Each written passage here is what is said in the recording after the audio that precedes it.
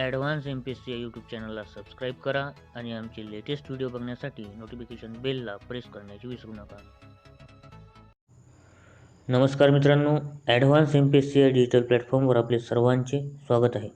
बघा, आज या व्हिडिओमध्ये आपण परीक्षा दृष्टिकोनातून खूप महत्त्वाचा असणारा घटक तो म्हणजे संसद आणि त्यामधील लोकसभा आणि राज्यसभा यावरील काही महत्त्वाचे प्रश्न परीक्षा दृष्टिकोनातून बघणार आहे. येणाऱ्या काळात ज्या काही एक्झाम आहेत त्या सर्व एक्झामसाठी तुम्हाला हे प्रश्न नक्कीच उपयोगी ठरतील. त्यामुळे हा व्हिडिओ तुम्ही संपूर्ण बघा, हे संपूर्ण प्रश्न सोडवा, तुम्हाला याचा नक्कीच फायदा होईल. चला तर मग आपल्या लेसनला सुरुवात करूयात. मग आपला पहिला प्रश्न आहे, संसदेविषयी तरतुदी घटनेच्या कोणत्या भागामध्ये नमूद केलेल्या आहेत? तर बघा, संसदेविषयी तरतुदी घटनेच्या भाग 5 मध्ये दिलेल्या आहेत. तर लक्षात ठेवा, घटनेच्या भाग 5 मध्ये संसदेविषयी तरतूद दिलेल्या आहेत. तर घटनेतील भाग 5 आणि त्यातील प्रकरण 2 यामध्ये ह्या तरतुदी दिलेल्या आहेत. त्यानंतरचा प्रश्न आहे बघा, राज्यघटनेच्या कोणत्या कलमामध्ये संसदेबाबत तरतुदी केलेल्या आहेत? तर आपण बघितलेला आहे घटनेचा भाग 5 त्यातील प्रकरण 2 आणि कलम 79 ते 122 मध्ये संसदेबाबत तरतुदी दिलेल्या आहेत. तर घटनेचा भाग 5 त्यातील प्रकरण 2 आणि कलम 79 ते 122 मध्ये संसदेबाबत तरतुदी केलेल्या आहेत. त्यानंतरचा प्रश्न आहे बघा, योग्य विधाने ओळखा. विधान ए आहे, राज्यसभा हे संसदेचे प्रथम सभागृह आहे. लोकसभा हे संसदेचे द्वितीय सभागृह आहे. तर बघा, ही दोन्हीही विधाने चुकीची आहेत. तर लक्षात घ्या, राज्यसभा हे संसदेचे वरिष्ठ सभागृह आहे, तसेच ते संसदेचे दुसरे किंवा द्वितीय सभागृह आहे. तसेच राज्यसभेला वरिष्ठांचे गृहसुद्धा म्हटले जाते. आणि लोकसभा हे संसदेचे कनिष्ठ सभागृह आहे, परंतु ते प्रथम सभागृह आहे आणि याला जनतेचे गृहसुद्धा म्हटले जाते. तर जे काही नावे आहेत, लोकसभेला कोणकोणती नावे आहेत आणि राज्यसभेला कोणकोणती नावे आहेत? तर राज्यसभा हे वरिष्ठ परंतु द्वितीय किंवा दुसरे गृह, तसेच वरिष्ठांचे गृहसुद्धा त्याला म्हटले जाते. लोकसभा हे कनिष्ठ सभागृह परंतु पहिले सभागृह, तसेच त्याला जनतेचे गृहसुद्धा म्हटले जाते. म्हणून आपल्याला योग्य विधान ओळखायचं आहे, त्यामुळे वरीलपैकी एकही नाही. त्यानंतरचा प्रश्न आहे बघा, खालीलपैकी कोणता संसदेचा घटक नाही? आता खालीलपैकी कोणता संसदेचा एक घटक नाही? राष्ट्रपती, तर राष्ट्रपती संसदेचे अविभाज्य अंग असतात. लोकसभा, राज्यसभा सुद्धा संसदेचा घटक आहे. तर महान्यायवादी हा संसदेचा घटक नाही. बघा, आता संसदेची रचना किंवा संसदेची संरचना ही कलम 79 मध्ये दिलेली आहे आणि कलम 79 मध्ये स्पष्ट दिलेलं आहे की संसदेमध्ये राष्ट्रपती, लोकसभा आणि राज्यसभा या 3 घटकांचा समावेश असतो. तर लक्षात ठेवा, संसदेमध्ये हे 2 गृह तर आहेतच, सोबतच राष्ट्रपती हे संसदेचे एक अविभाज्य अंग आहेत, एक अविभाज्य भाग आहेत. कारण लोकसभा आणि राज्यसभा जेव्हा एखादा कायदा पारित करतात, तो कायदा ठरत नाही जोपर्यंत राष्ट्रपती त्यावर स्वतःची स्वाक्षरी करत नाही. तर एखाद्या कायद्यावर स्वाक्षरी केल्यानंतर त्याचं कायद्यामध्ये रूपांतर होते. त्यामुळे राष्ट्रपती हे संसदेचे अविभाज्य अंग आहेत. त्यानंतरचा महत्त्वाचा प्रश्न बघा, कोणत्या वर्षापासून काउन्सिल ऑफ स्टेट आणि हाऊस ऑफ पीपल्स या सभागृहासाठी अनुक्रमे राज्यसभा व लोकसभा ही हिंदी नावे स्वीकारण्यात आली?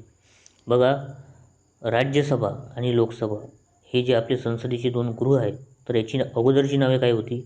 काउन्सिल ऑफ स्टेट आणि हाऊस ऑफ पीपल हे इंग्रजी नावे, ब्रिटिश काळातील नावे त्यांना होती. तर ही काउन्सिल ऑफ स्टेट आणि हाऊस ऑफ पीपल ही नावे कधी बदलण्यात आली असा हा प्रश्न आहे. तर ही नावे 1954ला बदलण्यात आली. तर 1954ला काउन्सिल ऑफ स्टेटला राज्यसभा हे हिंदी नाव देण्यात आलं, तर हाऊस ऑफ पीपलला लोकसभा हे नाव देण्यात आलं. त्यानंतरचा प्रश्न बघा, घटनेच्या कोणत्या कलमामध्ये संसदेची संरचना दिलेली आहे? बघा, घटनेच्या कलम 79मध्ये संसदेची संरचना दिलेली आहे आणि त्या 79मध्ये काय आहे की संसदेमध्ये राष्ट्रपती, लोकसभा आणि राज्यसभा या 3 घटकांचा समावेश असेल. त्यानंतर बघा, लोकसभेची रचना खालीलपैकी घटनेच्या कोणत्या कलमात दिलेली आहे? लोकसभेची रचना विचारलेलं आहे, तर लोकसभेची रचना ही कलम 81मध्ये दिलेली आहे. कलम 79मध्ये संसदेची रचना दिलेली आहे. कलम 80मध्ये राज्यसभेची रचना दिलेली आहे. 81मध्ये लोकसभेची रचना दिलेली आहे.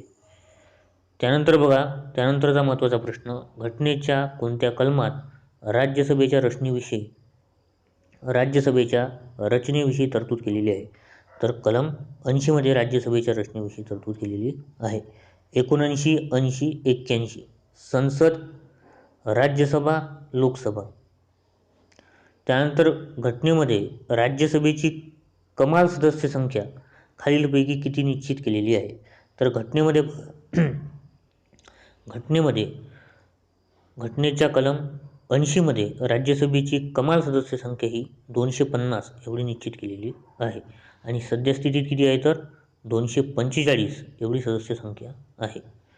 त्यानंतरचा प्रश्न बघा, राज्यघटनेमध्ये लोकसभेची कमाल सदस्य संख्या किती निश्चित केलेली आहे?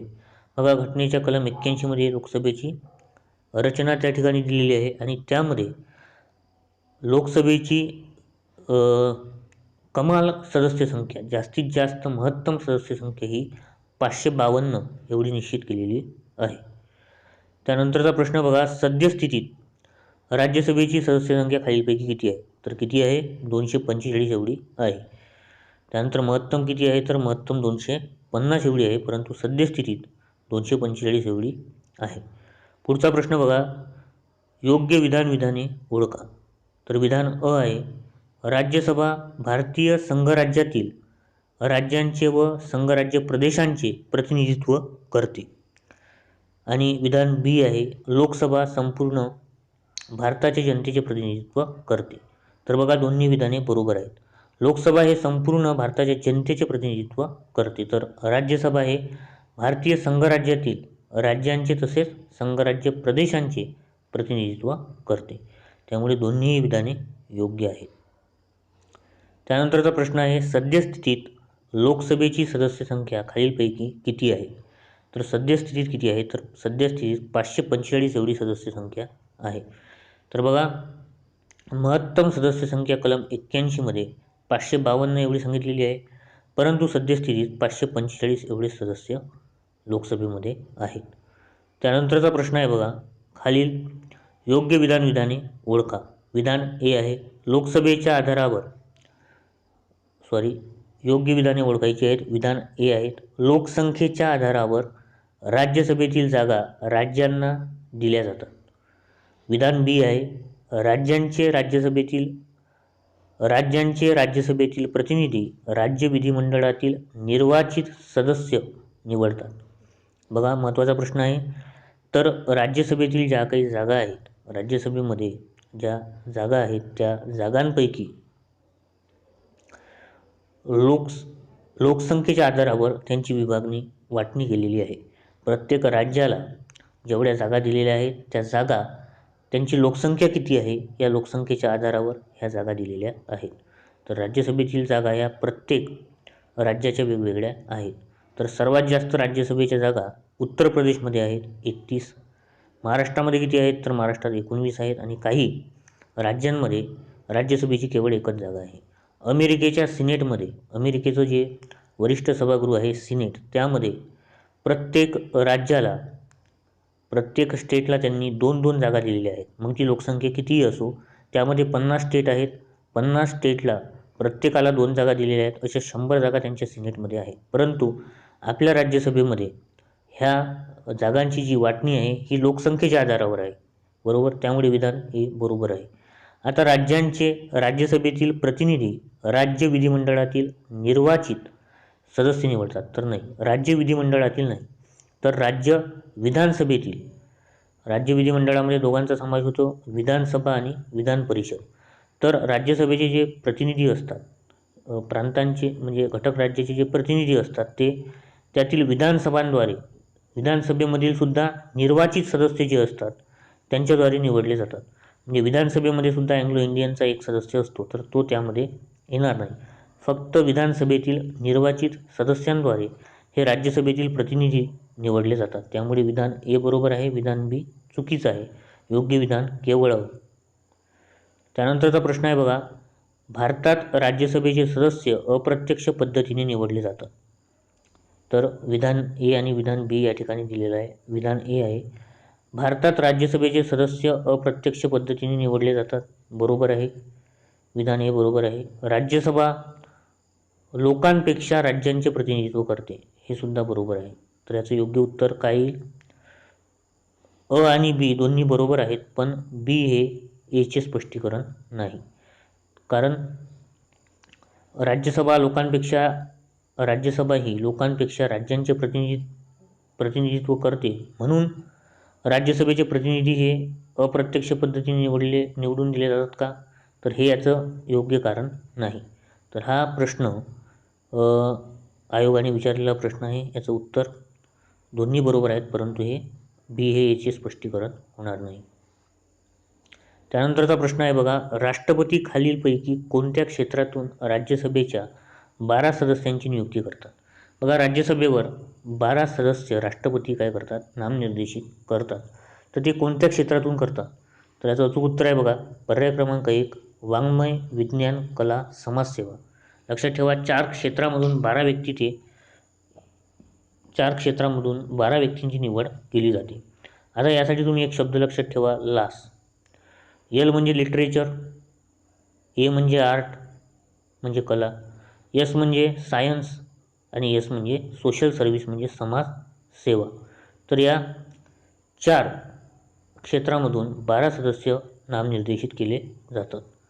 त्यानंतरचा प्रश्न आहे बघा, लोकसभेची सध्याची सदस्य संख्या कोणत्या वर्षाच्या जनगणनेच्या आधारावर ठरवण्यात आली आहे? बघा काय म्हटलेलं आहे, लोकसभेची सध्याची सदस्य संख्या ही कोणत्या वर्षाच्या जनगणनेच्या आधारावर ठरवण्यात आलेली आहे? तर बघा याचं अचूक उत्तर आहे 1971च्या जनगणनेच्या आधारावर. बघा आता लोकसभा म्हटली तर लोकसभामध्ये 2 गोष्टी आहेत. एक म्हणजे लोकसभेची सदस्य संख्या आणि दुसरं म्हणजे लोकसभेचे मतदारसंघ.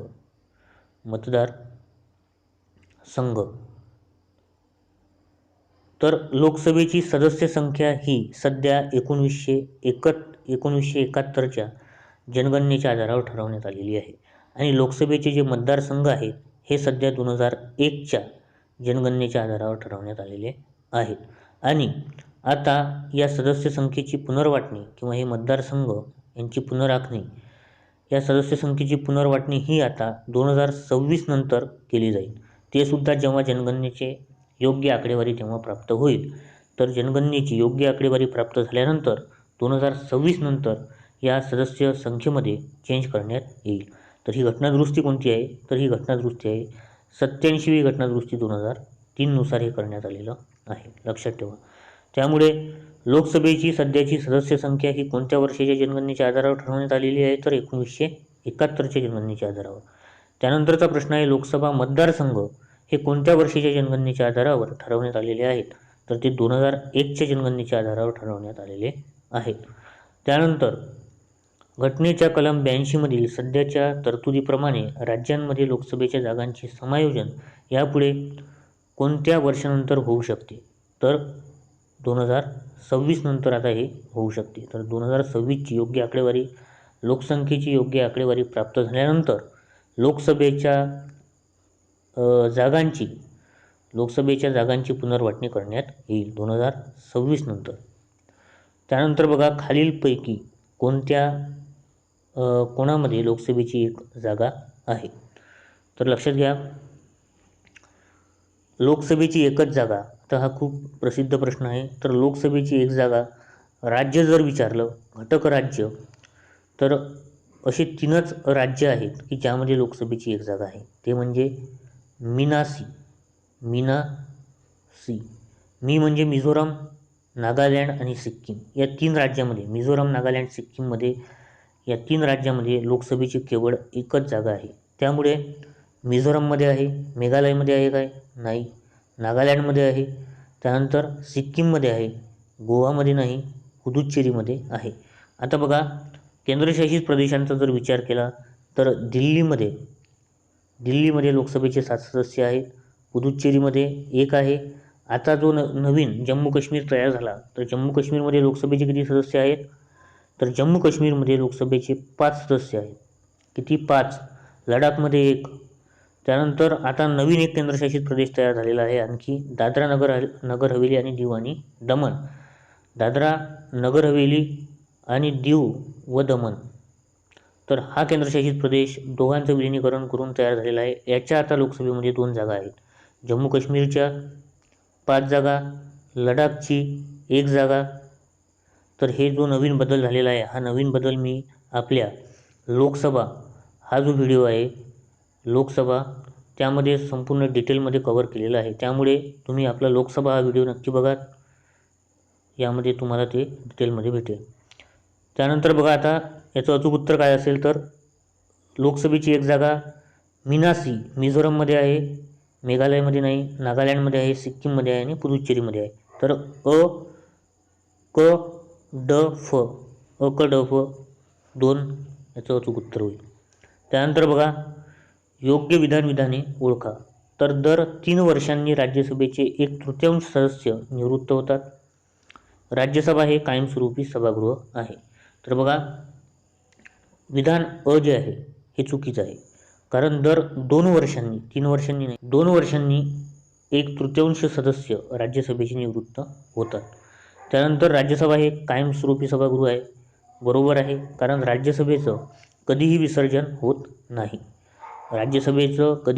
होत नाही. त्यामुळे ते कायमस्वरूपी सभागृह आहे, संसदेचं कायमस्वरूपी सभागृह आहे. आणि यातील जे सदस्य असतात यांचा कार्यकाळ किती वर्ष असतो, तर 6 वर्ष एवढा असतो.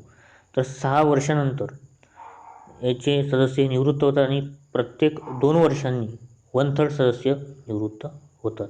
त्यामुळे योग्य विधान याचं आहे केवळ ब. त्यामुळे आता पुढचा प्रश्न आहे, खालील विधानांपैकी कोणते अयोग्य आहे हे विचारलेलं आहे. बघा, कलम 80 नुसार 3 एप्रिल 1952ला राज्यसभेचे गठन करण्यात आले. दुसरं विधान आहे, दुसरा पर्याय आहे, राज्यसभेची प्रथम बैठक किंवा प्रथम अधिवेशन 13 मे 1952ला भरवण्यात आले. त्यानंतर पर्याय तिसरा आहे, 18 नोव्हेंबर 2019ला राज्यसभेचे 275वे अधिवेशन भरले. तर बघा, याचं करेक्ट आन्सर आहे, चुकीचं विधान आपल्याला अयोग्य विधान ओळखायचं आहे. तर अयोग्य विधान पर्याय क्रमांक 3 हे अयोग्य आहे. बघा, 18 नोव्हेंबर 2019ला राज्यसभेचे 275वे नाही तर 250वे अधिवेशन भरले. तर यावर्षी म्हणजे 2019मध्ये राज्यसभेचे 250 अधिवेशन म्हणजे 250 अधिवेशन कंप्लीट झालेले आहेत. तर 18 नोव्हेंबर 2019ला राज्यसभेचे 250वे अधिवेशन भरले आणि राज्यसभेचे पहिले अधिवेशन किंवा पहिली बैठक ही 13 मे 1952ला भरवण्यात आली. तर हे पण लक्षात ठेवा. तर हा करंटचा प्रश्न आहे. तर 2019मध्ये 250वे अधिवेशन राज्यसभेचे भरवण्यात आलेले आहे. त्यानंतरचा प्रश्न बघा, राज्यसभेचे पहिले सभापती कोण? तर राज्यसभेचे पहिले सभापती जी व्ही मावळणकर नाही, एस राधाकृष्णन बरोबर आहे, सर्वपल्ली राधाकृष्णन म्हणजे भारताचे पहिले उपराष्ट्रपती हे राज्यसभेचे पहिले सभापती होते. नंतरचा प्रश्न आहे बघा, राज्यसभेचे पहिले उपसभापती पद खालीलपैकी कोणी भूषवले? ऑप्शन आहेत, सर्वपल्ली राधाकृष्णन, अनंत संयम अय्यंगार, एस व्ही कृष्णमूर्ती राव, विठ्ठलभाई पटेल. बघा, राज्यसभेचे पहिले उपसभापती विचारलेलं आहे. सभापती होते सर्वपल्ली राधाकृष्णन, हे सभापती होते, आणि उपसभापती कोण होतं तर एस व्ही कृष्णमूर्ती राव हे राज्यसभेचे पहिले उपसभापती होते. त्यानंतर लोकसभेचे पहिले उपाध्यक्ष कोण? जी व्ही मावळणकर नाही, जी व्ही मावळणकर हे लोकसभेचे पहिले अध्यक्ष आहेत. जी व्ही मावळणकर हे लोकसभेचे पहिले अध्यक्ष होते. त्यानंतर अनंत संयम अय्यंगार, स्वातंत्र्यानंतर जी पहिली लोकसभा गठीत झाली, लक्षात घ्या, स्वातंत्र्यानंतर जी पहिली लोकसभा गठीत झाली तर त्या लोकसभेचे अध्यक्ष कोण होते तर जी व्ही मावळणकर, आणि उपाध्यक्ष होते अनंत संयम अय्यंगार. या ठिकाणी आपले अध्यक्ष आपल्याला उपाध्यक्ष विचारलेला आहे. आणि विठ्ठलभाई पटेल हे ब्रिटिश काळात म्हणजे 1925मध्ये हे पहिले निवडलेले सभापती झाले होते. तर भारताचे पहिले सभापती कोण झाले होते? तर केंद्रीय सभागृहाचे विठ्ठलभाई पटेल हे पहिले सभापती झालेले आहेत. त्यानंतर प्रश्न आहे बघा, लोकसभेमध्ये अनुसूचित जाती आणि अनुसूचित जमातीसाठी किती राखीव मतदारसंघ आहेत? तर लोकसभेमध्ये SC आणि STसाठी किती राखीव मतदारसंघ आहेत? खूप महत्त्वाचा प्रश्न आहे, राज्यसेवा मुख्य परीक्षा 2018मध्ये विचारलेला आहे. तर बघा, SCसाठी 84 जागा आणि STसाठी 47 जागा. SCसाठी 84 मतदारसंघ राखीव आहेत, तर STसाठी अनुसूचित जमातीसाठी 47 मतदारसंघ राखीव आहेत. 84 अधिक 47 म्हणजे 131 एवढे मतदारसंघ राखीव आहेत. त्यानंतर बघा, महाराष्ट्रामध्ये अनुसूचित जाती व अनुसूचित जमातींसाठी किती जागा आरक्षित आहेत? महाराष्ट्रामध्ये किती आहेत? तर महाराष्ट्रामध्ये अनुसूचित जाती म्हणजे SCसाठी किती आहेत? 5 आहेत. STसाठी 4 आहेत. अशा टोटल 9 जागा आरक्षित आहेत. किती आहेत? 5 आणि 4. पर्याय क्रमांक 3. आता बघा, आपण एकदा लोकसभेतील आरक्षण जे खूप महत्त्वाचं आहे ते एकदा बघून घेऊया. तर लोकसभेतील आरक्षणाची तरतूद घटनेच्या कलम 330मध्ये केलेली आहे. 330 काय म्हणते? तर अनुसूचित जाती आणि अनुसूचित जमाती म्हणजे ST यांच्यासाठी लोकसभेतील आरक्षणाची तरतूद कलम 330मध्ये दिलेली आहे. आता कलम 330मध्ये 3 सब कलम आहेत. कलम 330 1A, कलम 330 1B, कलम 330 1C. आता कलम 330 1A मध्ये अनुसूचित जातींसाठीचे आरक्षण याबद्दलची तरतूद आहे.